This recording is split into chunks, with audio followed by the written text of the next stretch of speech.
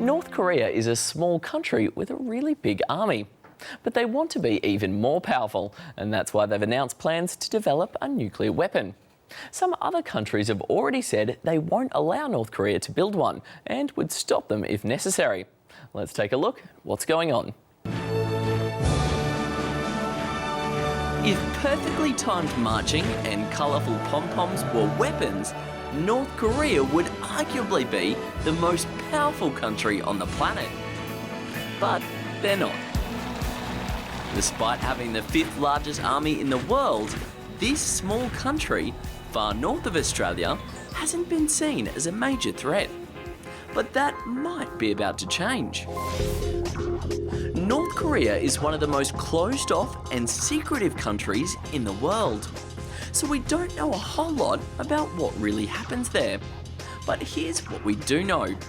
The country is run by this young guy, Kim Jong-un. Well, run maybe isn't the right word. More ruled with an iron fist. People don't get any say in how their country is run. The government controls everything. Most people aren't ever allowed to leave the country, and all radio and TV stations play are local programs that make the government look good. Watching foreign TV is against the law, and that means many people have no idea about world events or how the world views their own country. Keeping the country so cut off has had a big effect on the welfare of North Korean people. While the UN has tried to help provide food, starvation is still a big problem. And those that demand more from their government, demand a change in government, or those that just try and escape are brutally punished and sometimes killed. Despite all these problems, the people still seem to cheer and praise their leader at big events. Mostly because from an early age, they're taught their leaders are like all-powerful gods. So, to keep up that image, the leaders of North Korea will threaten countries that disagree with them. But to really threaten, you need something to threaten with. And there's no bigger threat than a nuclear weapon.